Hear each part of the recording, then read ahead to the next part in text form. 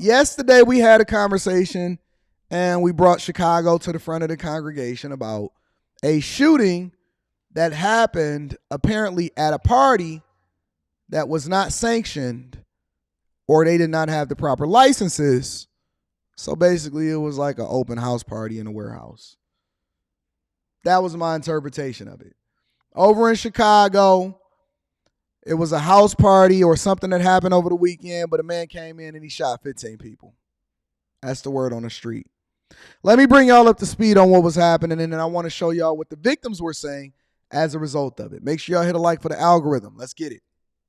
We're continuing to follow that breaking news from overnight. At least 15 people have been rushed to the hospital after a mass shooting at a gathering on Chicago's west side. Our Jen DeSalvo is in the control center this morning with the latest. And Jen, what have you heard so far? Well, 15 people were shot. 2 victims are in critical condition, and they were all adults. The youngest 26, the eldest 53. What was going on? A witness says Chicago comedians were performing for a Halloween party. The DJ announced it was over, and 5 minutes later, a man started shooting through the front door. A few minutes after 1 o'clock this morning, Chicago police were notified that shots were fired in Lawndale near 13th and Pulaski. A witness says there was a fight. They wouldn't let that person back in, and that is who the witness believes came back and opened fire. Now, when police showed up, they actually saw that man shooting into the building. He tried to flee on foot, but was caught by Chicago police just a short distance away. A performer at the event shared what went through his mind. There was already people fighting on the inside. I don't know who it was. So I was in the front, so it was a fight that broke out in the back. There's a couple of guys that went out, then maybe somebody tried to come back in and told him he couldn't get in. So I guess he came back, put his arm through the door and started shooting.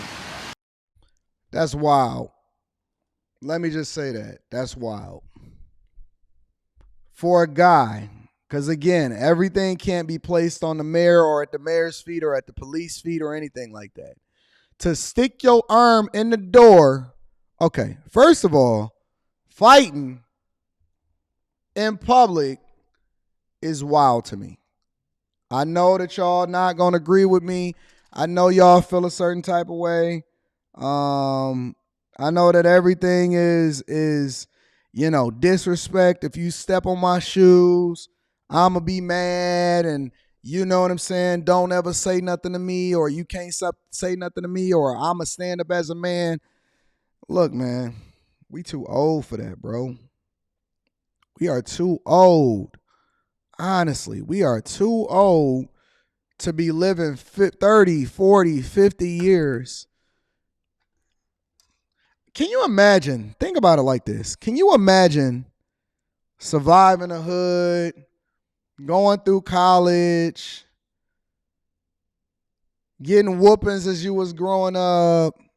You done dodged everything that could possibly come your way that would take your life, ruin your life, or make your life more difficult than it has to be.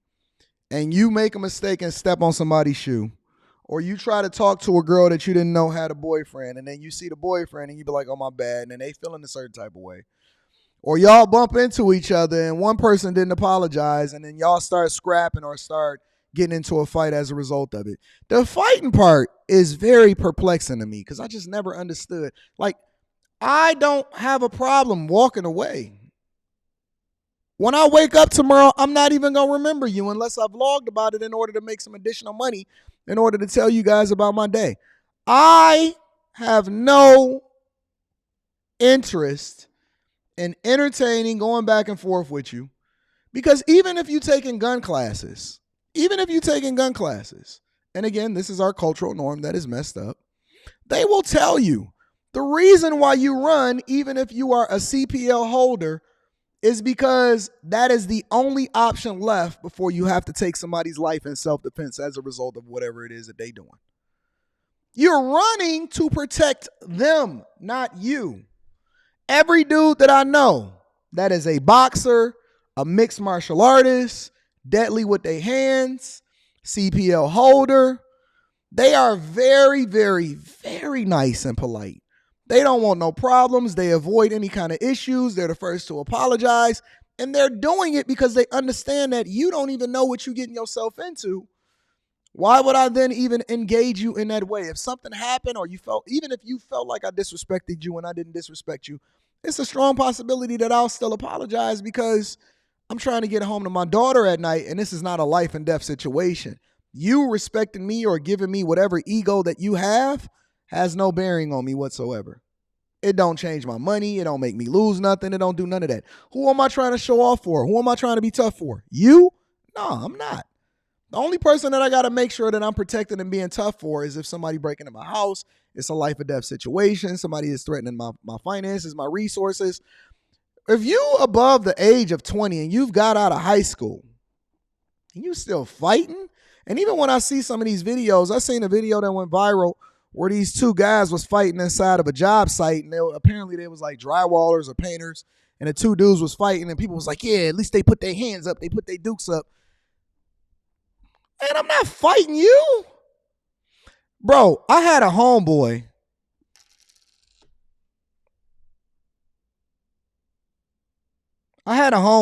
He was an OG of mine. He was my brother's homie.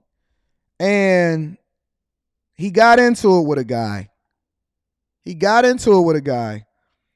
And he hit him. And he thought he just knocked the guy out. And the guy fell down and he went back in the house. He woke up the next morning and the guy was still out there. He had hit him and he killed him. He hit him one time. It's a strong possibility that the guy fell down and hit his head and he killed him. He had to go and account for that.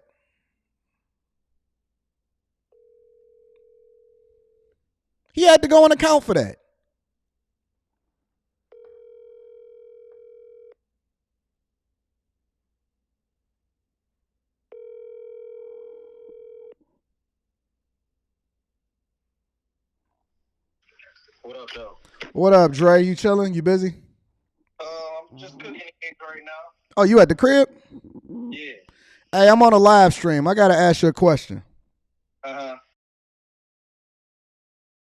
Was talking about, and I bleeped out his name. Remember when he was talking about how he had killed that guy by mistake when he hit him? Yes. What happened? They all that got drunk. I don't know if it was years or something. Whatever occasion, they was all drunk, and it was his girlfriend's brother at the time, and they got into it. You know, being drunk. Him and his girlfriend's brother got into it? Yes. Okay, and then what happened? Don't mention his name. Don't say his name. I'm not. Yeah, they got into it, and he hit the dude.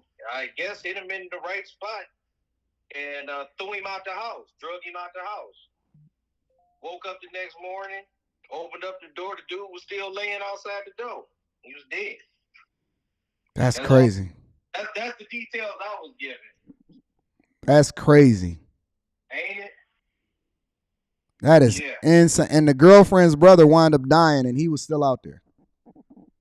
Yeah. Because, he thought he had just knocked him out. He was used to knocking people out or whatever, and opened up the door the next morning. He was still laying in the same spot he threw him out of. Dang. Yep. Did he have to do any time for that or anything like that? Nope. Because he claimed it was self-defense? Yeah, they got into it. It was self-defense. Dang. All right, thanks. I appreciate it. All right, no problem. All right, bye.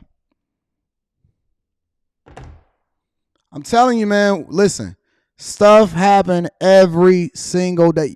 Even a simple scrap, even a simple fight can turn out to somebody's life being gone.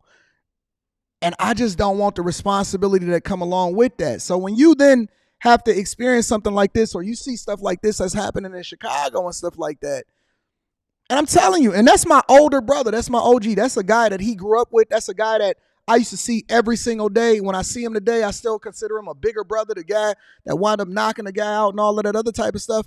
It's crazy. It is absolutely crazy. So even fighting could be very, very dangerous, because if you hit a dude in the wrong spot, you could kill him. A couple people got hit, 3 people that I know got hit, and then there was a girl in the back. Now, out of the 15 victims, 2 are in critical condition, a 26-year-old woman and a 48-year-old man. The other 13 are said to be in good condition, which just means their injuries are not life-threatening. 6 women, 9 men. Like I said earlier, Chicago police have the shooter and the weapon, a handgun. He is in police custody and at this point, not a threat to the community. 6 women, 9 men hit. He just randomly throwing off rounds inside of the place. Stickers got put out, and now he just randomly throwing rounds into the place because of what? And some of y'all telling me that he over 50 years old. Here's the victims, and here's some of the victims, and here's what they said has happened or did happen at that particular event.